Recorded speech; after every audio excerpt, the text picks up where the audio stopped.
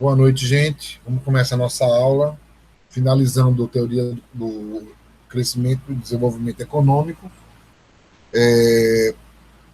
A gente vai finalizar o material e essa é a nossa última aula, ok?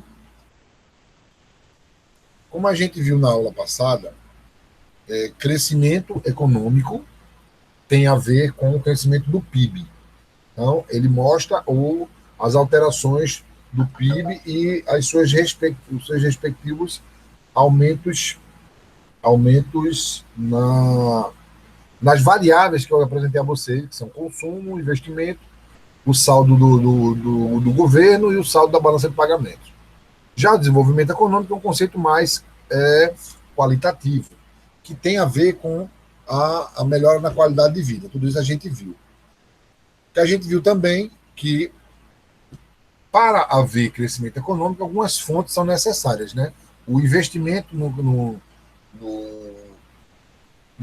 capital propriamente do país é que faz com que aumente as variáveis. E aí, duas variáveis são muito conhecidas, né? O capital humano, que é a mão de obra, e o capital tecnológico, que é o capital físico, que é o capital tecnológico. Então, o que essas fontes de crescimento podem trazer para o país? Um aumento na força de trabalho, um aumento, inclusive, na qualidade, no estoque de capital, ou seja, mais produção. Quando melhora a qualidade, você aumenta também a, o desempenho e a produtividade e as tecnologias. Tudo isso faz com que aumentem as variáveis do PIB, e, consequentemente, aumentem o PIB. Aqui a gente tem o grande problema do desenvolvimento econômico é a questão da poupança interna, ou seja, a poupança doméstica, que é o que se guarda para isso. Não é uma aplicação que você faz no banco. Poupança significa parte da renda que você não consome, seria os tributos, seria você guardar dinheiro, não consumir. Isso chama-se poupança.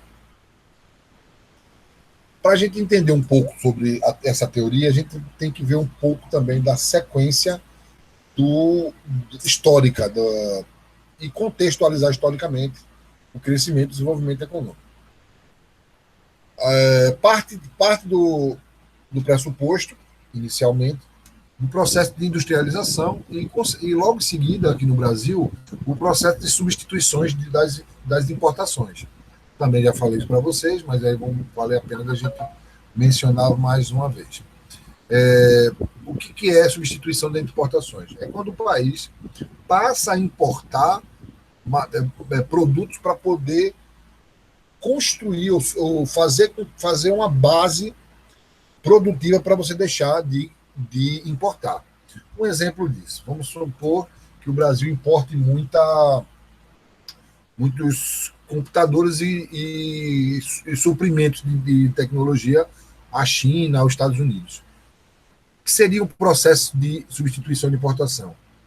Seria quando o país passasse a importar máquinas e equipamento e tecnologia para aqui, no próprio país, você criar uma outra base para a produção disso que a gente antigamente substituía, antigamente a gente importava. E aí esse processo é um processo que traz para o país um crescimento econômico, porque você vai criar uma nova indústria, um novo mercado, e esse mercado tem um alto valor agregado. O valor tecnologia tem um alto valor agregado. Com o tempo, você vai ter um alto crescimento econômico de forma sustentável, logo você pode chegar ao desenvolvimento econômico. O outro processo é a abertura comercial, que também a gente já falou, e a partir de Fernando Collor de Mello, em 1992, o Brasil começou a abrir o seu mercado, permitindo que produtos importados começassem a chegar no país. Isso quebrou um pouco da indústria nacional. Restrição do elevado crescimento populacional. O grande problema do Brasil também é a questão que não controle de natalidade. Países que não controlam natalidade, existe a possibilidade desse país ele ter um excesso populacional, daí você tem uma redução da renda per capita. O que é renda per capita? toda a renda do país dividida pela população. Que quer dizer que é uma média de quanto seria a renda consumida dentro do país.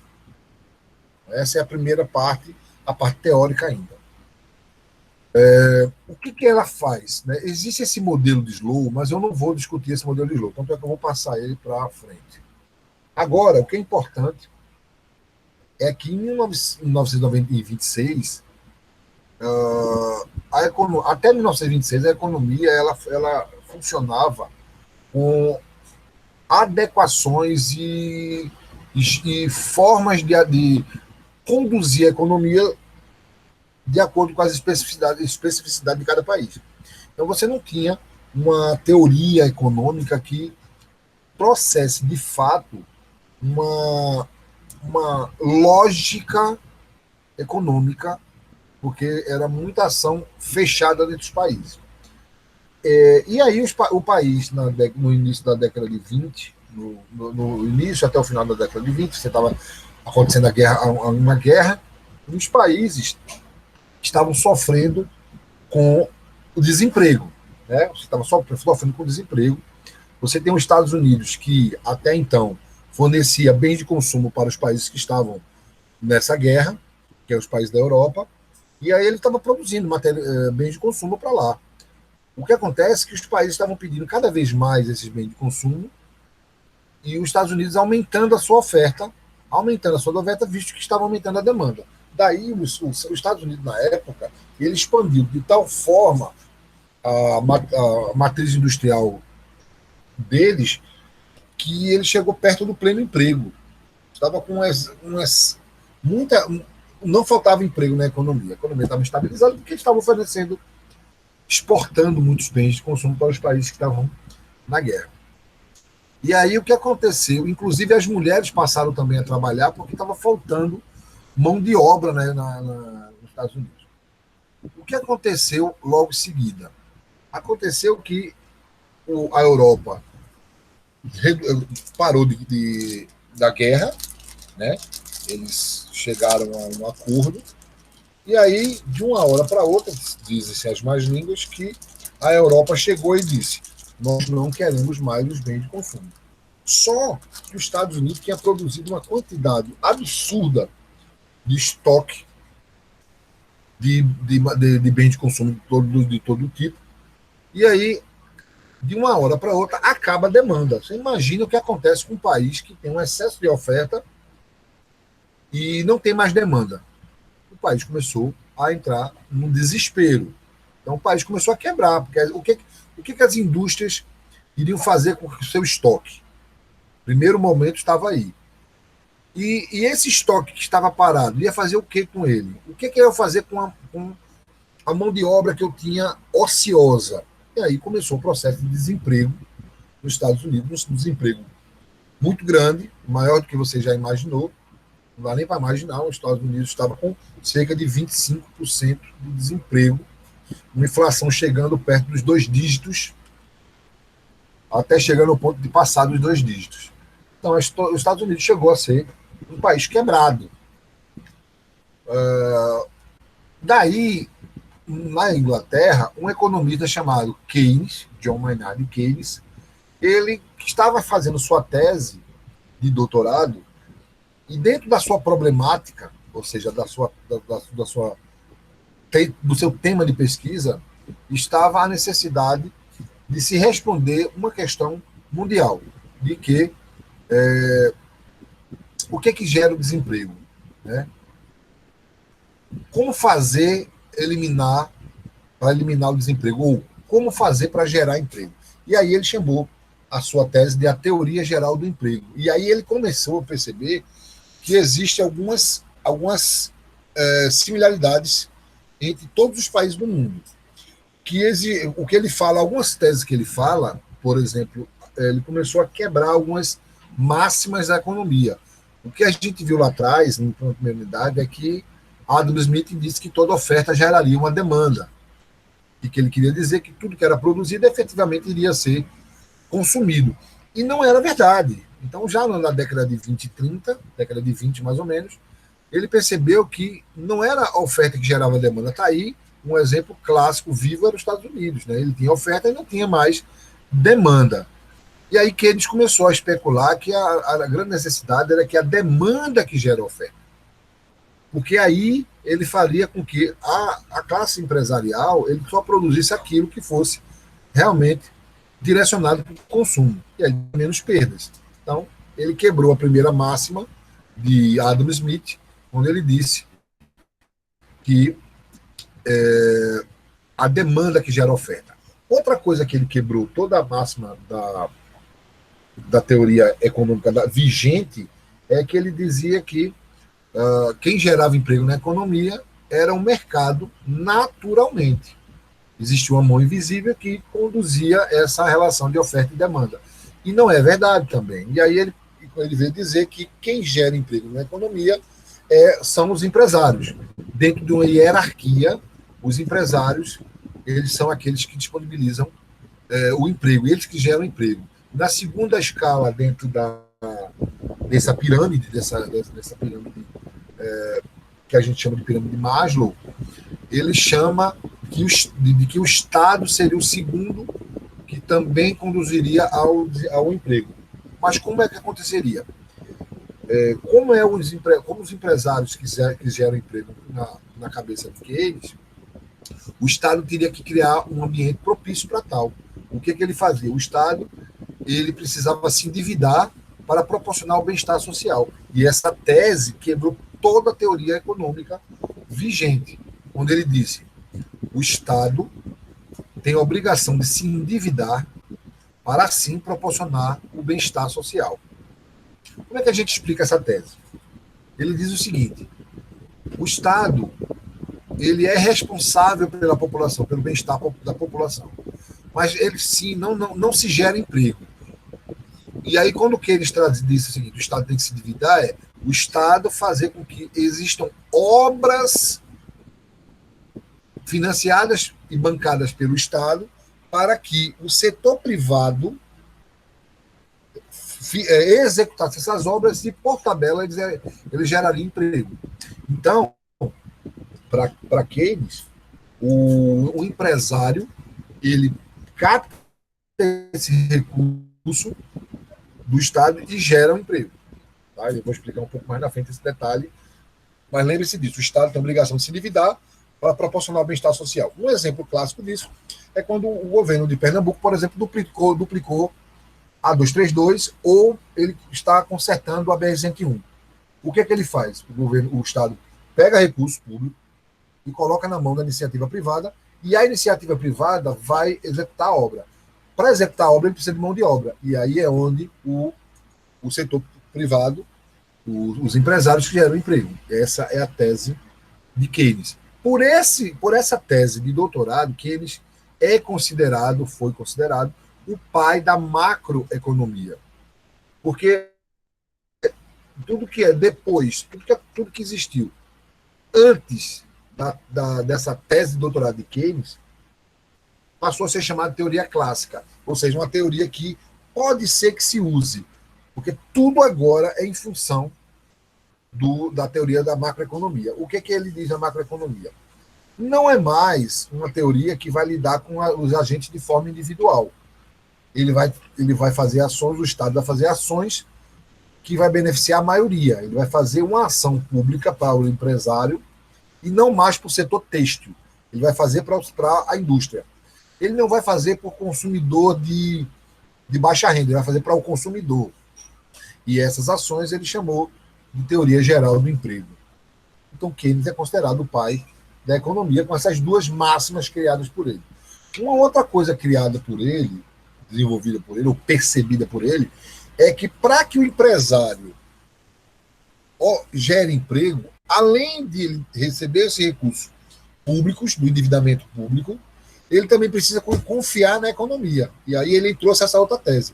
O Estado precisa gerar um cenário econômico propício para que esses empresários acreditem que as suas expectativas elas vão ser acertadas. E ele chama isso de expectativas racionais. o que é uma expectativa racional para aqueles que os empresários sempre acertam suas expectativas. Se ele achar que vai aumentar em 20% no seu lucro, ele vai fazer todas as contas considerando que a demanda vai gerar esses 20% de lucro. Como ele acredita que vai gerar esses 20% de lucro, ele vai gerar emprego para poder produzir esse produto dele. Vamos entender como é que funciona. O empresário do ramo têxtil, ele fala assim, dentro do seu planejamento, eu quero, em 2021, aumentar o meu faturamento em 20%. Para eu aumentar em 20%, eu preciso efetivamente vender 20% a mais do meu produto, considerando que ele já acerta, ele tem certeza que haverá consumo. Se ele acredita nisso, ele vai produzir 20% a mais. Para ele produzir 20% a mais, ele vai ter que gerar ou ir atrás de mão de obra, e aí ele gera emprego. Então, esse é o ciclo keynesiano de economia. Aqui eu contei um pouquinho da história. Aqui ele fala um pouquinho. O que a teoria de Keynes quer dizer, de um modo geral? A partir de agora, vocês vão perceber o que é uma economia real, uma economia que funciona desde o Brasil, Estados Unidos, Groenlândia, França, Itália, em qualquer lugar. A renda, gente, a renda, ela gera consumo. É isso que Keynes falava, que a renda gera consumo. O consumo, ele está dependendo da propensão ao consumir. Então, essa propensão a consumir por parte de nós consumidores tem a ver com a estabilidade da economia. Mas é a soma do consumo potencial. O que o mercado está preparado para oferecer para esse consumidor? Esse consumidor é que vai gerar o emprego, porque o empresário vai olhar esse tipo de consumo, a demanda que gera a oferta, ele vai olhar o que é que o povo está precisando. E aí ele vai gerar um volume de investimento para poder gerar o emprego que eles precisam. Aqui a gente já conhece, o estado psicológico tem a ver com o que você está disposto a consumir. Pelo lado do empresário, a renda, ela é gerada pelo investimento. Porque o investimento, ela depende da taxa de juros, um preço do dinheiro, né? Quanto mais caro o dinheiro for, menos o empresário pede emprestado para poder investir. Né? E ele também usa esse investimento para ser eficiente, então ele não vai jogar dinheiro fora. Essa taxa de juros tem a ver com o volume de dinheiro que está em circulação na economia. E a eficiência de capital tem aquela expectativa racional do empresário. Isso aqui é o modelo de Keynes de uma forma bem simplificada. Conseguiram entender o modelo de Keynes? Alguma pergunta sobre o modelo de Keynes? Um modelo que é usado em toda parte do mundo. Aí, veja só. A renda agregada depende do volume de emprego, do emprego de recursos, ou seja, quanto mais se emprega matéria-prima, capital, mão de obra, mais renda é gerada naquela economia. A propensão a consumir e os gastos com consumo dependem da renda, ou seja, depende do emprego. Só vai ter consumo se tiver renda, só vai ter renda se tiver emprego, só vai ter emprego se o empresário tiver confiança no mercado, e só vai ter confiança no mercado se o Estado se endividar para proporcionar esse recurso e, além do mais, deixar uma estabilidade na economia. Basicamente, o modelo de Keynes é esse aí, que é o que eu adoro realmente, esse modelo. Estou explicando um pouco mais detalhes, mas eu não vou usar muito, não. Outro modelo de economia, e antes que eu adentre esse outro modelo, o que é modelo econômico? Modelo econômico é quando você consegue traçar uma expectativa de passado, projetar no futuro. Você faz um esqueminha que, se acontecer daquilo ali, se acertadamente acontecer aquilo, vai acontecer o que eu quero. Isso chama-se modelo econômico, quando essas ações elas são ligadas à economia.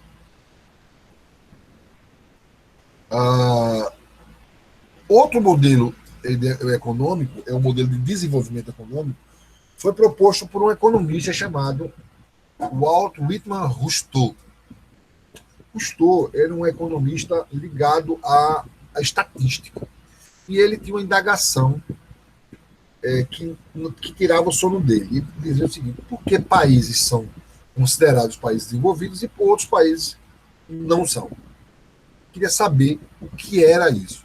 E dentro da sua pesquisa, ele percebeu que existia uma espinha dorsal entre os países que ele pesquisou. E ele pesquisou os países considerados os mais ricos do mundo, como a Itália, como a França, a Alemanha, como o próprio Estados Unidos. Em torno de 7 países ele pesquisou. E aí ele percebeu uma espinha dorsal que ele chamou de etapas do desenvolvimento. E essa etapa do desenvolvimento é uma etapa extremamente liberal, que a visão de Rostow era um economista liberal, e ele conseguia perceber algumas coisas que hoje a gente vê como naturais. Então ele chamou de etapas de desenvolvimento. Ele começa com a primeira etapa e chama de sociedade tradicional. O que quer dizer isso? Que todos os países que ele pesquisou tinham como ponto de igualdade que todos esses países eram países agrícolas, na sua origem. E é um país que ele gerava produtos agrícolas para a sua subsistência. Ele gerava produto para a subsistência, não gerava para mais nada. Eram países que geravam, que criavam, plantavam, colhiam, criavam animais, abatiam para comer, e eles tinham essa característica em comum. Com o tempo e com a percepção do ganho de produtividade, esses países começaram a aumentar a sua produtividade. O que é aumentar a produtividade? É você, no mesmo espaço, por exemplo, da fazenda, no mesmo espaço, você conseguir produzir mais do que antes. Se em 1 hectare você produzia 1.000 sacas de algum produto, com a tecnologia, ou quando você reduz, por exemplo, o espaço entre as covas, você consegue aumentar a produção. Aumentando a produção sem aumentar o custo. O nome disso é aumento de produtividade. Então, percebeu-se que com o incremento da tecnologia, com informação, com conhecimento, ou seja, com ciência, né, ao contrário do que uns pensam, começou-se, então, esses países a gerar produto, não só para subsistência, e sim gerando excedente de produção. O que é gerar excedente? É ele produzir o suficiente para os seus e sobrar para vender lá fora. Então, esses países, também de uma forma muito parecida com o outro, começou a produzir excedente de produção. E aí a primeira pergunta que eu faço a vocês: o que fazer com excedente de produção? O que os países poderiam fazer com excedente de produção? Alguém tem alguma ideia? Vender, né, professor, para outros países. Boa, Urias, boa. Exatamente o que aconteceu nesse meio campo. Só que países tinham medo. O que eu vou fazer? Então, no segundo estágio, que ele chama de pré-requisitos para o arranco, ou seja, o pré-arranco. O que é um pré-arranco? É quando você está preparado para correr, mas se prepara antes. Eu vou correr para a direita, para a esquerda, eu vou correr em frente.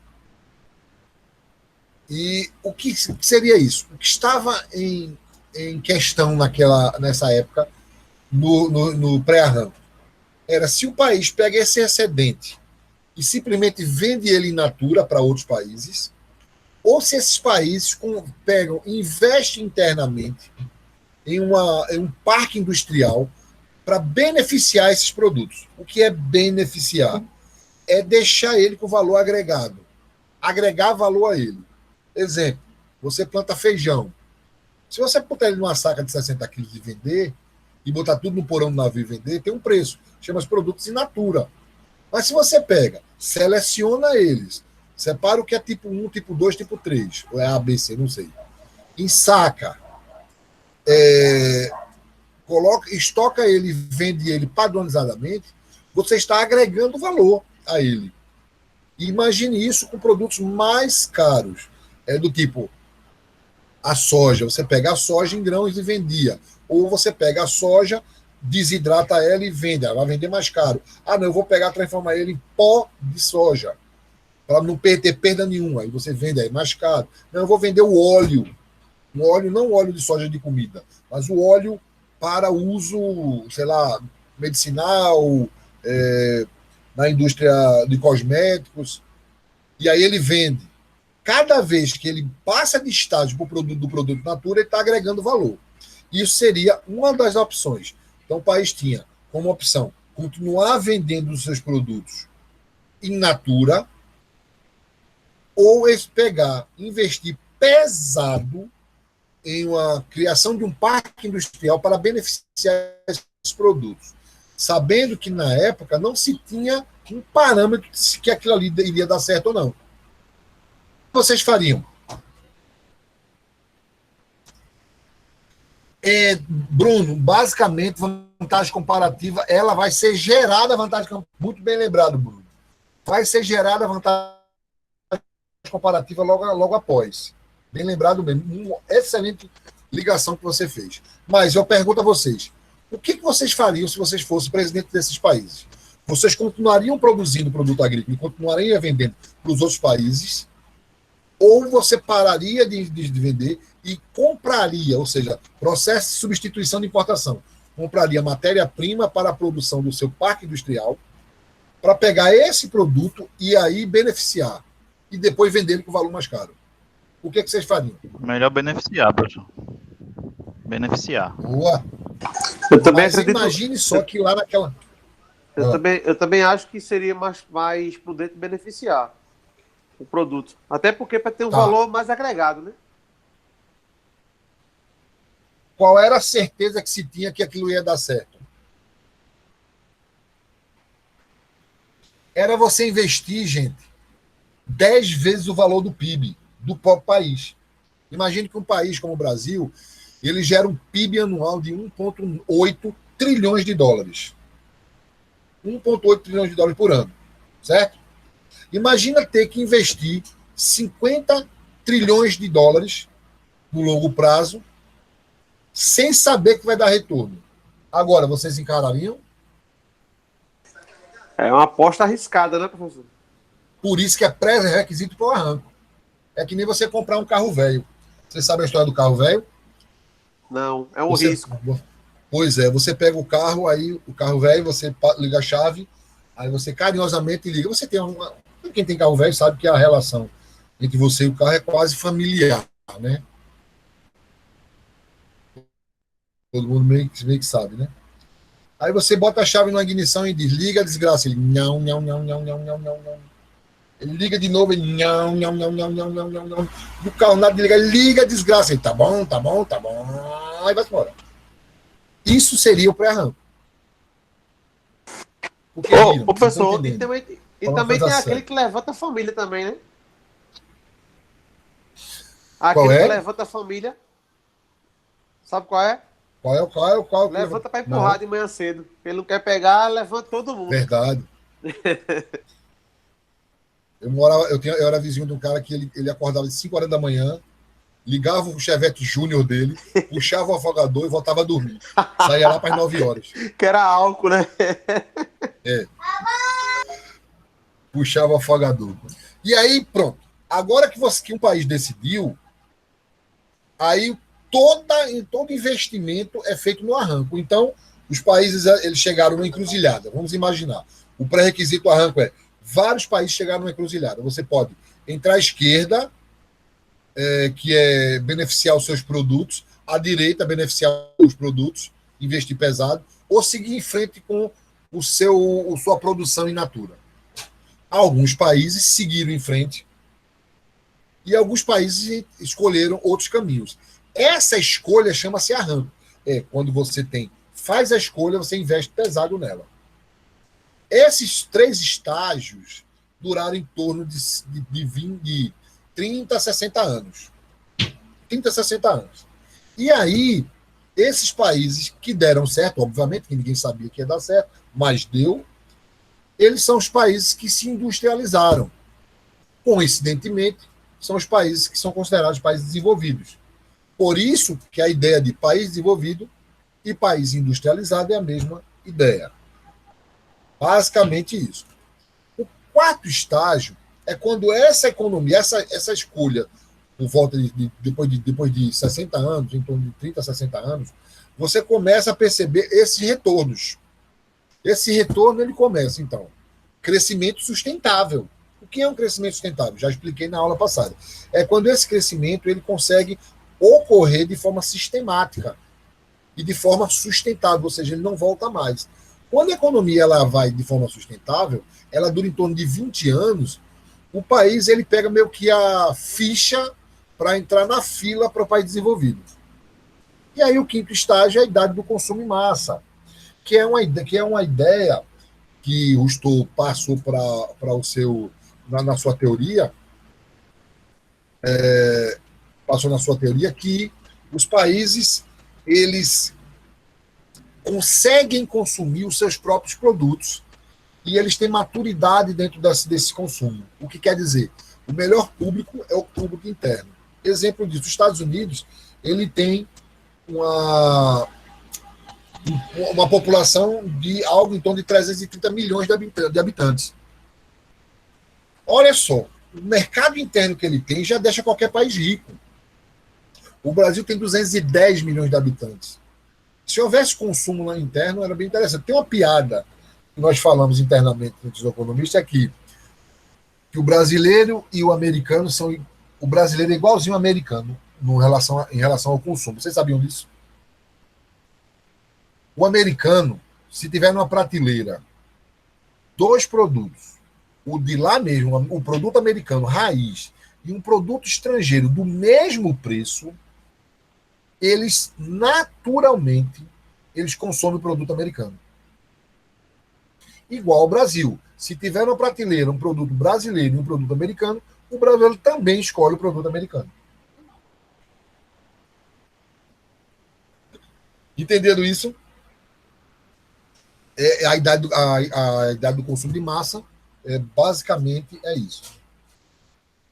Uma frase de um amigo meu que fala: a única coisa que cresce desorganizada é a pobreza. Eu acho que a pobreza cresce de forma organizada, porque eles são organizados. Bom, essa nossa aula de teoria do crescimento econômico é a base fundamental das nossas aulas. E aí eu quero fazer, junto com essa aula, uma pequena, não é revisão não, mas uma pequena atualização do que a gente viu ao longo dessa unidade. O que é que vai cair na prova efetivamente? Eu vou deixar o slide, tem 4 slides com esse, que é aulas de macroeconomia, introdução, teoria do setor público, teoria do setor externo e crescimento e desenvolvimento econômico. Então, nosso material de aula, nossa prova vai ser em cima desses 4 slides. Eu quero deixar para vocês começarem a fazer uma brincadeira, fazendo um exercício bem curtinho, e a gente e vai dar tempo, porque são 3 questões de marcar apenas. Vocês marcam, vou dar um tempo de 20 minutos, e a gente retoma e a gente vai corrigindo esse exercício, que é a cara da minha prova. Tá certo isso? Deixa eu liberar ele aqui. Ao contrário que eu tinha prometido a vocês, a gente vai fazer a atividade durante a aula, porque eu sabia que a aula ia terminar mais curta, e a gente aproveita e faz uma pequena revisão dos conceitos da aula de hoje. Pronto, eu liberei o material, são 19h50, a aula da gente vai até 20h30. Eu quero os últimos 15 minutos para a gente discutir, tirar dúvida para quem estiver no exercício. Combinado? Combinado, professor. Tá liberado já, viu? Professor, é Messias. Diga. Ô, professor, falar em revisão aí, o senhor falou, me fez lembrar mais uma vez. Tá disponível para me saber no exato momento qual eu errei, qual eu acertei, porque eu também estou anotando aqui no caderno. Mas eu nunca botei, não, isso aqui não, sabe? Eu nunca botei, não. Você não tem direito, você não recebe a resposta, não, é? Às vezes não. Aí na primeira unidade, às vezes mostrava lá qual eu acertei e qual eu errei. Eu fazia anotações aqui. Das duas vezes que o professor passou, estava apresentando. É porque eu tô liberando essa coisa de vocês receberem o certo, o verdadeiro ou os falsos. Mas fácil que depois a gente vai corrigir ele, tá? O que ele está falando Oi? é o que ele está falando é se o senhor colocou a resposta automática ou não. A verdade é essa. A resposta vai sair na mesma hora. Para fazer a correção automática. E pronto, à medida que vocês enviam, Pronto, é isso, vocês sabem exatamente se está certo ou se está errado. Já está liberado, viu? Pronto. Então eu vou mutar e volto às 20h15, tá certo?